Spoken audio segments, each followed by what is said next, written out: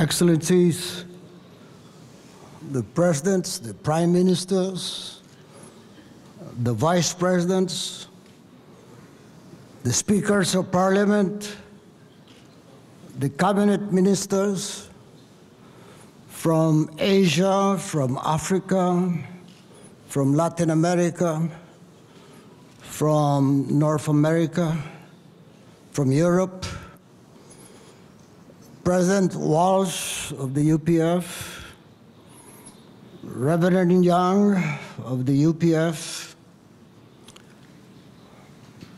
delegates from around the world, on behalf of the Universal Peace Federation, we welcome you as we gathered here in the heartland of Northeast Asia to celebrate this global summit organized by the Universal Peace Federation. And as we celebrate the opening of this historic summit,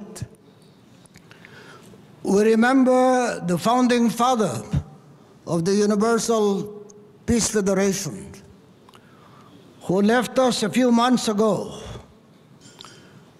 the Reverend Father Moon. He may be gone, but as I can see, all of us gathered here today, I can see that the spirit of Reverend Moon, of Father Moon, lives here today in this assembly.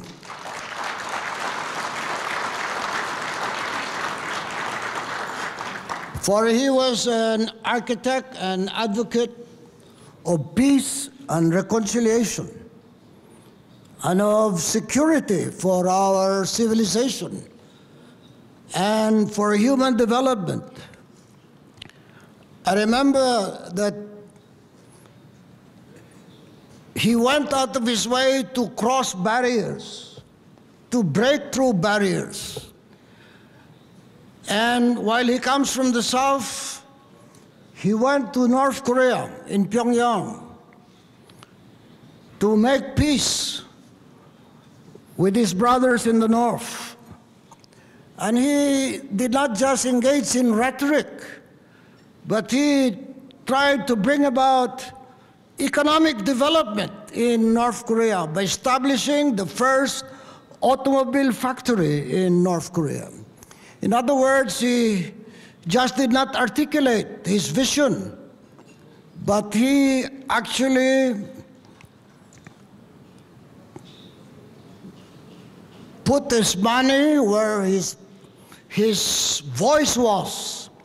And today, that automobile factory in North Korea has helped lift thousands of people from poverty and to create the beginnings of a small middle class in that unhappy land.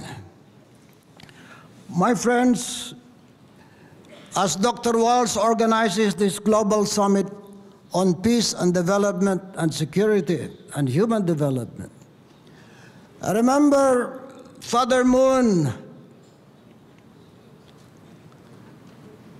mobilized his friendships around the world, in Asia, in Africa, in Europe, in Latin America, to try to create an interfaith council at the United Nations so that he could bring together the great religions of the world, the great cultures of the world, the great civilizations of the world.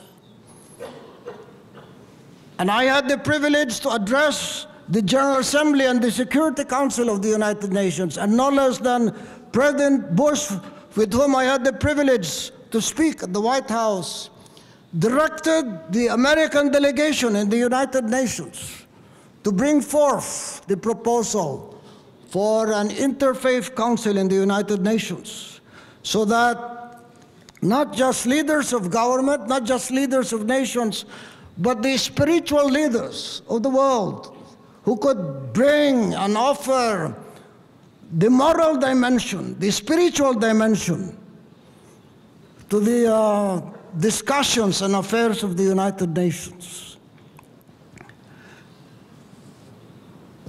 Father Moon and the Universal Peace Federation have made significant contributions in Africa. So we see today the great leaders of Africa who are here. They have made great contributions in Asia.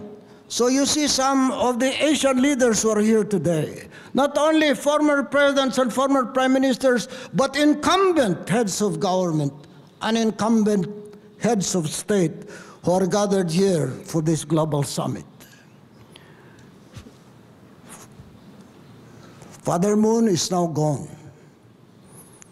but the Universal Peace Federation and the various organizations that are attached to it are continuing this work of this great man, of this great Asian, this great Korean. And he has left behind the First Lady of the Universal Peace Federation, Mother Moon, who, to the surprise of many of the delegates gathered here, as the transition moves on here in Seoul and in various parts of the world, to our surprise, a great leader is now in our midst, who had stepped into the shoes of Reverend Moon. Mother Moon has made significant decisions on her own. And to me, one of the most important decisions that have been made during the last few weeks is the organization of a global federation of families for world peace. Congratulations to you, Mother Moon, and to the Universal Peace Federation.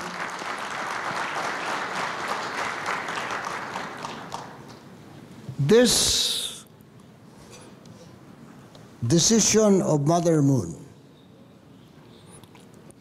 is an echo of the great battle cry of the Universal Peace Federation and of the pioneering Reverend Moon, who declared that this simple, uncomplicated motto, that all of us, we belong to one great human family under God.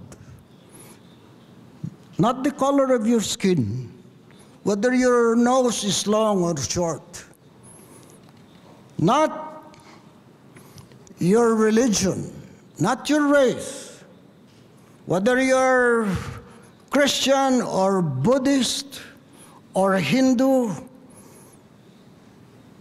or Sunni or Shiite or Catholic or Protestant. This movement that the UPF has tried to put together in various nations, various regions, various continents, has now gained tremendous ground as we try to bring together the great civilizations, the great cultures, the great religions. That is why the last resolution that was filed in the United Nations General Assembly was a combination of the formula of Spain and of Turkey for an alliance of civilizations, of the formula of the Philippines and Pakistan and Indonesia for an inter-religious council, of the formula of other leaders from Asia and Latin America who are pushing for an intercultural dialogue. Thus, one of the last resolutions of the United Nations was for a global, interfaith, intercultural, inter-civilizational dialogue in the United Nations. This is what the world today lacks, and this is what the world today needs. And this is the message of the Universal Peace Federation on the eve of this global summit.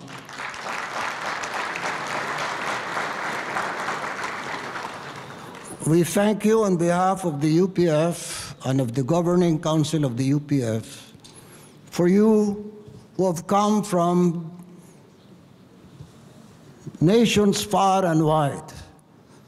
I can almost say that you are today the United Nations, the League of Nations, because I can see